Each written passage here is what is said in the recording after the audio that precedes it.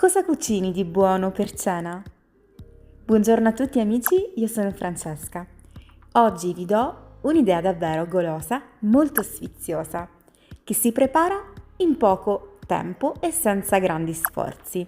Parliamo infatti dei pomodori ripieni di riso, una vera bontà. Partiamo lavando i pomodori. Questi sono dei pomodori tondi, circa 2 kg. Tagliamo via la calotta che conserviamo e aiutandoci con un coltello e con un cucchiaino togliamo la polpa, la inseriamo all'interno di una scodella. In questo modo.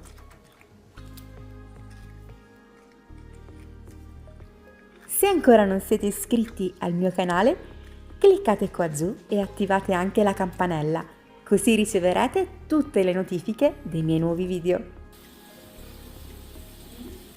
Raccolta tutta la polpa dei pomodori, la andiamo a frullare con un mini pinner.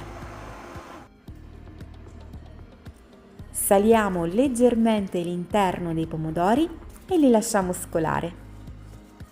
In questo modo elimineremo tutta l'acqua in eccesso. Adesso dobbiamo sciacquare il riso.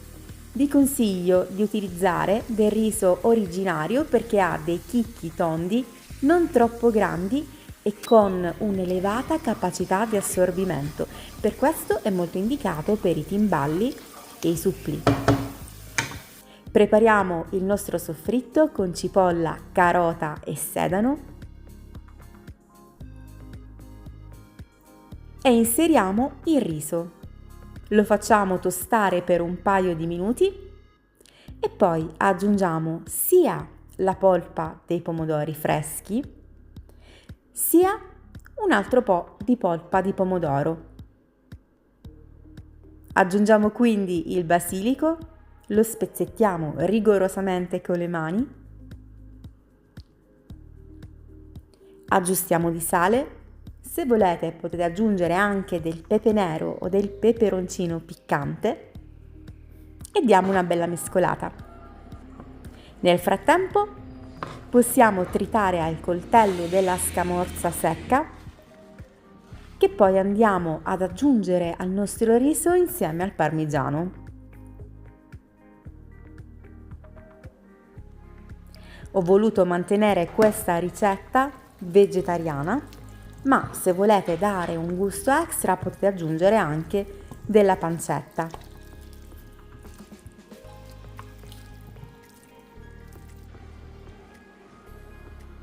È arrivato il momento più divertente. Riempiamo i pomodori con il riso.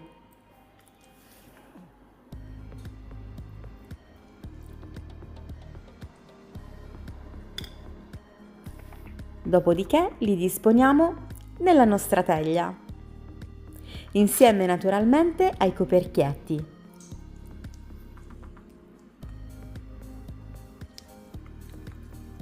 Se questa ricetta vi sta piacendo, lasciate un bel like a questo video e commentate per farmi sapere come li preparate voi. Sono davvero molto curiosa.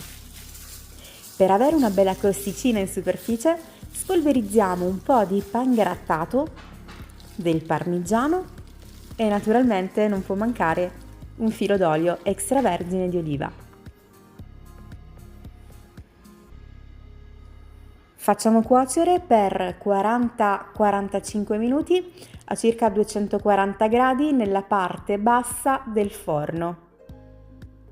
Io uso per la prima parte della cottura il forno statico e dopo verso la fine metto anche il ventilato.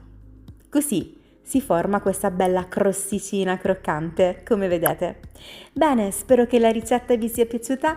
Se è così, iscrivetevi al mio canale, lasciate un bel like e commentate. Se vi fa piacere, potete seguirmi anche su TikTok, Instagram e Facebook. Io vi ringrazio tanto per aver guardato questo video, vi mando un bacione e un abbraccio e ci vediamo domani con una nuova videoricetta. Ciao!